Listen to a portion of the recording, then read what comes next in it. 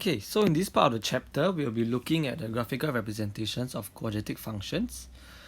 We will actually have two parts. One of it is to look at the turning point of quadratic graphs, and then we'll move on discriminant. So the discriminant part I'll be going through in class. Okay, so the first part I'll be doing it here.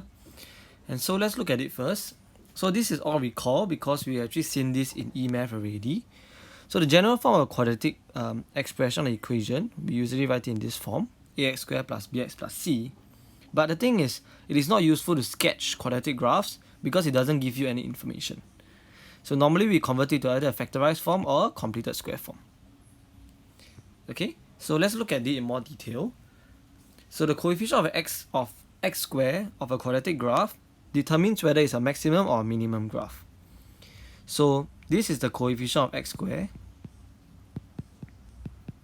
Okay, so when it's more than 0, you get a minimum graph.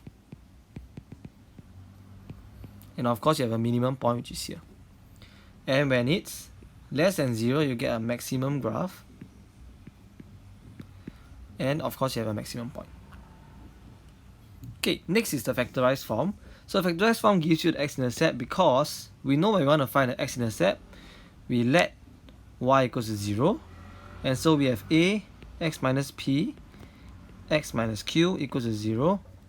And this will give us x minus p equals to 0, and x minus p, x minus q equals 0, which means x minus p equals 0, or x minus q equals to 0, x equals to p, or x equals to q. And this is why we can draw it this way, and this is the x-intercept. Okay, so another thing to take note of is your quadratic graphs is always symmetrical. So this parabola is the shape, so it's called parabolic shape. Okay, parabolic shape is always symmetrical. So what I mean by that is there will always be a line of symmetry. And how do you find it? You are just taking the x-intercepts, you add it up, divided by 2. Okay, so x equals to that will give you the equation of the line of symmetry. And then completed square form is useful because it gives you the coordinates of the turning point. Means you can read off the coordinates of the turning point directly. So how do you go about doing? You see the h. Okay, so the h will become the h here, and then the k will become the k. Okay, there's of course a reason why, so I'll quickly explain to you. So if you look at y equals to a x minus h square plus k, okay, we know that since x minus h square is going to be more than or equal to 0, because anything square is always 0 and above. It means also that a x minus h square will also be more than or equal to 0, and so a x minus h square plus k is more than or equal to 0, which means, sorry, not more than or equal to 0, it will be more than or equals to k, more than or equals to k, because we added in the k here. Okay, and this means that y will be more than or equals to k. Okay, what this means is the minimum value of y in this case, okay, the minimum value of y is equals to k. And that's how we get the k for the y coordinate, okay, which is this thing. Let me erase this part. Okay, hold on.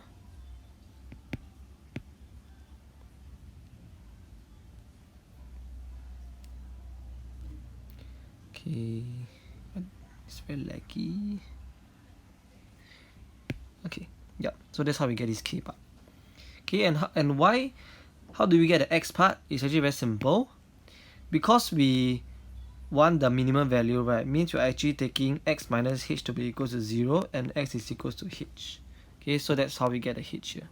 Okay, so this is actually already covered in 1.1. I'm just doing a very quick recap here. Okay, so moving on to the questions.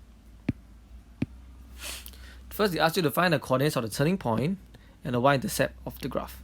Okay, so we can either change it to a factorized form or completed square form, but we need to see the expression also. So to see whether we are able to change it to factorized form or the completed square form. So completed square form, you can any kind of equation you can change it to that, but factorized form, it depends on the numbers. Okay, So in this case, looking at the numbers, we're going to change it to completed square form because we see that actually you cannot factorize it. So we have no choice. So we have to change it to completed square form. So let's look at it here. Okay, so first thing we do is to take out the -2. So we have x squared minus 2x plus 4. Okay, so these are already done in 1.1, so I'll go much faster. So we have -2x squared minus 2x plus -2 over 2 square minus -2 over 2 square plus 4. Okay, and this will give you -2 x minus 1. Okay, and then minus will be plus 2 minus 1 square plus 4. Okay, and this will give you, sorry, there's a square here, it will be like this. Okay, so you have -2 x minus 1 whole thing square plus 6. Okay, so this means that the coordinates of the turning point is gonna be equals to 1 and 6. Okay, remember you can read it off directly. This will be directly read off. How do you get a 1? It's just x minus 1 equals to 0, x equals to 1. Okay, so these are the coordinates of turning point. And the y-intercept, how do you get it? Remember, we let x equals to 0.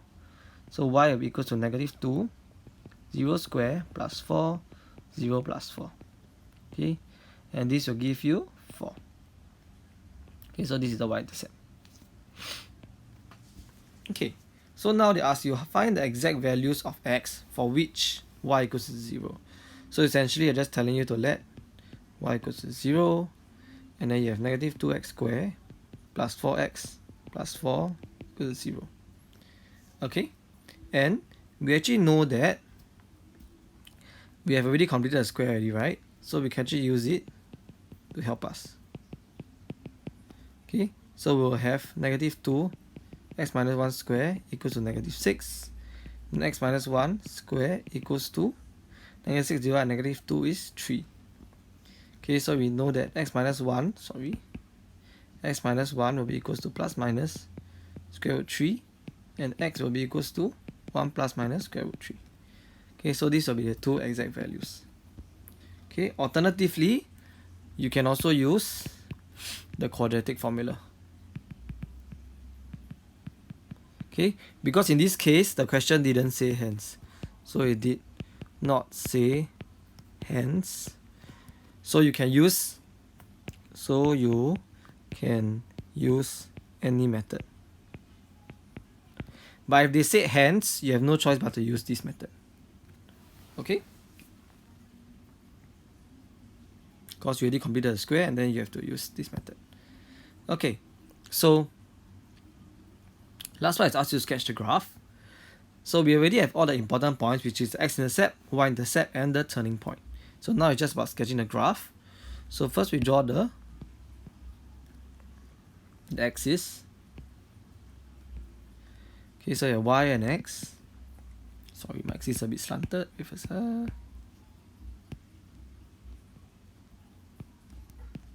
Okay. So we look at the graph. It has coefficient that's coefficient of x squared that's negative, which means it's going to be a set phase graph. Okay, and then we look at the x-intercepts. We have 1 plus square root 3, and then 1 minus square root 3. So you can get and press the calculator. 1 minus square root 3 is going to be a negative number, so you can put it around here. Sorry. You can put 1 minus square root 3. Then 1 plus square root 3 is a positive number. It'll be here. Okay, so when sketching a graph, you don't have to be exact, but it still needs to be proportionate. Okay, and then we know that the turning point is 1, 6, and the y-intercept is 4. Okay, so you have 1, 6, so 1 is around here. So 1 should be in between the two x-intercepts, and then you have 6, and then you have 4. Okay, so we can draw a graph that's something like this. I apologize if it's not very nice because I'm drawing on an iPad. Let me try to draw it nicely. Yeah, so you have something like this. Okay, then just label your graph. Okay, and this will be your sketch of the graph. Okay, so next we look at this small little part here that I've written. So it says that the values that satisfy an equation are called the roots or solution of the equation. Okay, so what this means is, when we look at this part just now, okay, this equation itself has two distinct real roots, 1 plus square root 3 and 1 minus square root 3. Okay, so this corresponds to the x-intercepts of y equals to negative 2x squared plus 4x plus 4. So this is a graph lah. Okay, and this is a equation. So they're slightly different, but there is some relationship between the two of them. Okay, so then let's look at the next question. So next I ask you to find the x-intercepts, the coordinates of the turning point, and the y-intercept. Okay, so there are three things you need to find. So let's look at the graph now. Okay, we have this thing. Okay, so now you see, actually this one we probably can put in the factorized form. Okay. So first thing we always do is to take out the common factor first.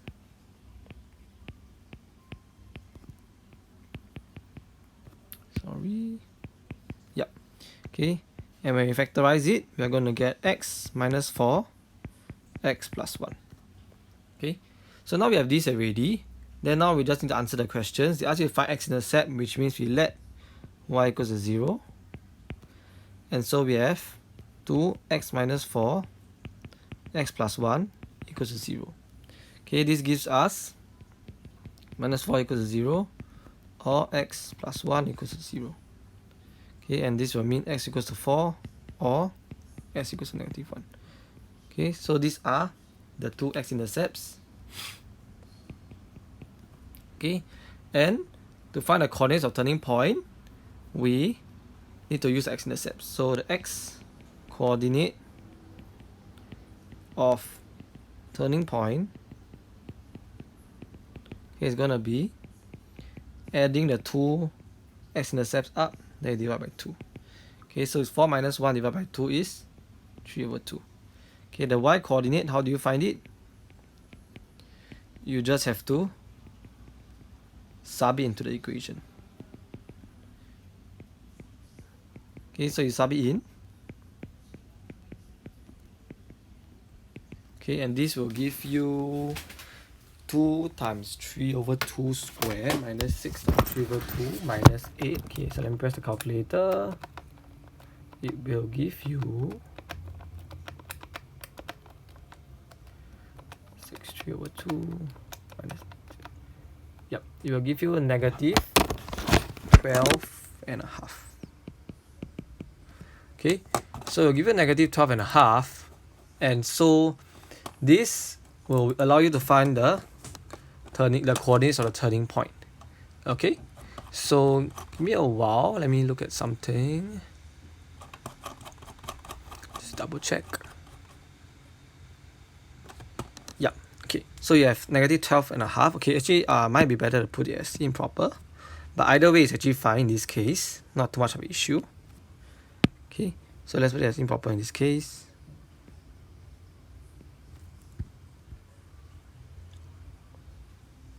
Hold on.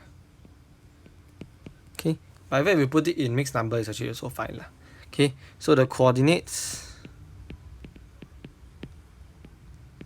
of turning point is going to be equals to 3 over 2 and then negative 25 over 2. Okay, then of course last thing is to find the y-intercept, so you let x equals to 0, and then y will be equals to 2 0 square minus 6 0 minus 8. Okay, this will give you minus 8, and so this is your y-intercept. Okay, so This will be your x-intercept, y-intercept, as well as your turning point. And then let's look at the next question. They say hence means you need to use part A. State the roots of the equation 2x squared minus 6x minus 8. So remember I told you this equation corresponds to the graph y equals to 2x squared minus 6x minus 8. So since we know this graph, the x-intercepts are 4 and negative 1. Okay, it means that the roots of 2x squared minus 6x minus 8 equals 0 are going to be x equals to 4 or x equals to negative 1. Okay, so that's how you relate the two together. Okay, and finally ask you to sketch. So once again, I have all the 3 important things already. So it's just a matter of sketching the graph. Sorry. It's actually quite difficult to draw straight lines on the iPad.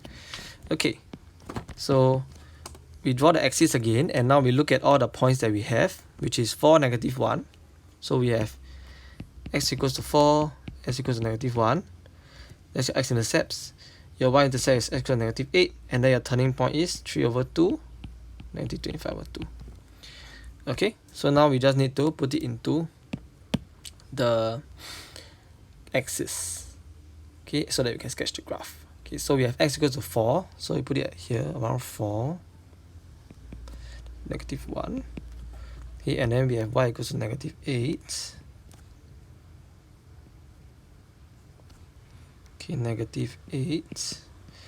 And then we have negative 25 over 2, which is negative 12 over 12 and a half. Okay, and we have 3 over 2 somewhere here. Okay, so we have these points, this point, this point, and this point. Okay, so remember that we look at the coefficient of x squared. We know that it's going to be a minimum graph in this case. Okay, so what happens is we need to draw a minimum graph. Okay, so we can draw it this way. Okay, sorry, I don't know why it's having these problems again. Okay, so we try to draw a decent looking graph. Okay. Okay, so something like this. Not the best of graphs. Okay, let me see what I can draw again. It's better.